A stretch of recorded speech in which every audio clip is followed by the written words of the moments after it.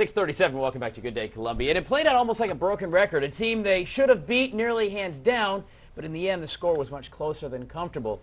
So of course the question is it the offense of these teams stronger than anyone thought taking on USC, or are there serious problems with the USC defense? Well, to break it down, Bryant Roberts from the Gamecock expertise blog, aficionado as it were, leftoverhotdog.com. Good morning.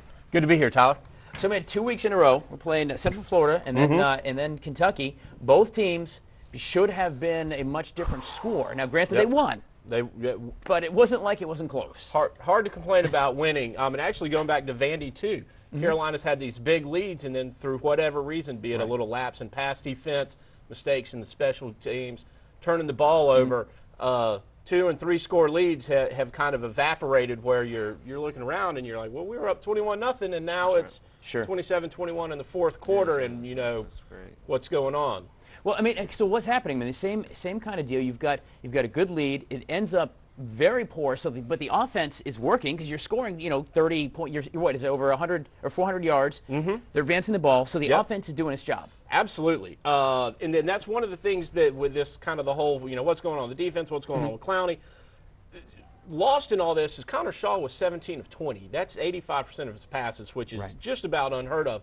Mike Davis averaging almost 7 yards a carry. So you get these leads, and what happens? It's the usual culprits. We're looking at turning the ball over. We're looking at mistakes in the special teams. And then, you giving up a couple plays on defense, and you're going to find yourself in ball games that you shouldn't be in. Let's talk about Clowney, the Clowney factor, I guess. I mean, he last minute, or so the story comes out, last minute before the game, he says, Coach, I just ain't playing. Coach says, okay, whatever has to be behind the scenes is fine. But what's the deal? Is he if he doesn't want to play hurt, or is he really saving himself for the NFL? What's the deal? He's really in a tough spot with this, I think, Tyler, because you're talking about if he goes out there and he's less than 100%, people are going to bang on him. Well, he's not effective. He's not doing this. Right. If he goes out there and he's less than 100% and he further gets hurt, people are saying, well, he can't do that. He's got an NFL future. Or what's the coaching staff doing putting him out there in that situation? So what do you want the guy to do? I don't know if you've ever had bruised ribs before or not. Oh, they're sore. It's sore. It hurts to breathe, and much less going out there and having a tight end and offensive tackle pounding on you all game. So could he have gone if you were playing A&M for the SEC title, or if Florida was in town, or if Clemson was in town?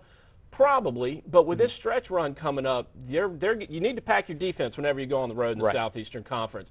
So was there some communication stuff that could have been handled better? I think everybody agrees that there is.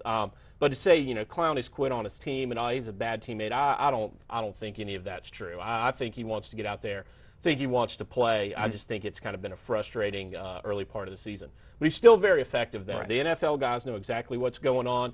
They've broken down 72% of the plays teams are running away from him. They're double teaming him, and they're running away from him, and he's still having an impact on the game. All right. Bryant Roberts, leftoverhotdog.com, the blog of the Gamecocks, and all sports, by the way, for Gamecocks, leftoverhotdog.com. Stick around in a little bit. We're going to come back, and we're going to talk about Arkansas heading off to the Razorbacks on Saturday. We'll take a look at that and maybe what they can plan to get that defense together. So we'll continue with him.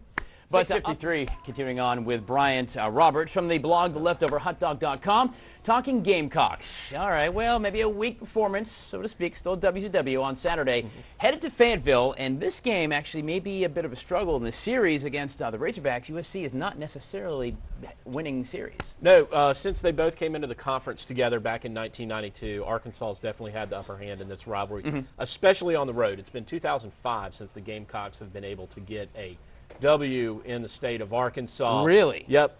So coming into this one, both teams have a lot on the line.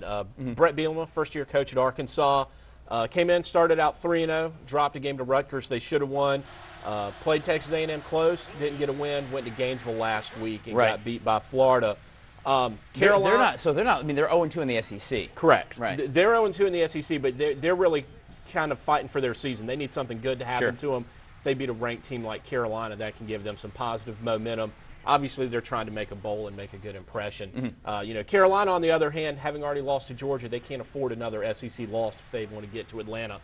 So both teams got a lot on the line for a noon kickoff out there. So what's it going to look like? I mean, obviously, their defense seems like it's struggling. Carolina, we talked about special teams defense, allowing a lot of points on the board against opposing teams that shouldn't be scoring that much. You've got Arkansas with, you know, a losing series for USC. There's a lot going on. There's a lot going on. If I'm Carolina, I want to come out fast. I want to lean on my senior quarterback, Connor Shaw, on the road. I want to throw the ball, and I want to put some points on the board, and I want to make Arkansas play from behind. Brett Bielema, he is Midwestern football as it gets. He wants to lean on you. He wants to pound. Big offensive line, big defensive line, a very, very talented true freshman running back named Alex Collins out of Florida. So that's what Arkansas is going to want to do. If Carolina can get a lead and make them play out of their element a little bit, that's going to be a good thing for Carolina if Arkansas wants to drag this thing down in the mud. What's Clowney factor again? You know, we talked about what's happening. You know, maybe his deal on last Saturday. Looking ahead now, 3 days to next Saturday. Hopefully, with a week off, he's got some time to get better. But stuff like that, he's getting treatment 2 and 3 times a day. You know, it's bruised ribs. I mean, it's just going to be. Some things don't heal, right? Yeah, I mean, you can't. Yeah. I mean, you can't wave a magic wand. I mean, some of it's your body's just got to fix itself. And obviously, going out and playing an SEC football game and getting pounded isn't the best thing for some cracked ribs. For cracked ribs. All right, what is your official leftoverhotdog.com prediction for Saturday's game against Arkansas? We're going to go 30-24. We think it's going to be a really close game, and we think Connor Shaw is going to lead a late drive to get a come-from-behind win on the road. There you go, 30-24. Game time, by the way, kickoff is 12:30 or 12:21 is the exact time, 12:21 on Saturday against Arkansas in Fayetteville. Go USC. Brian Thomas, leftoverhotdog.com, analysis and thoughts and some great stuff. Check that blog out as always, my friend. Thanks for the insightful analysis.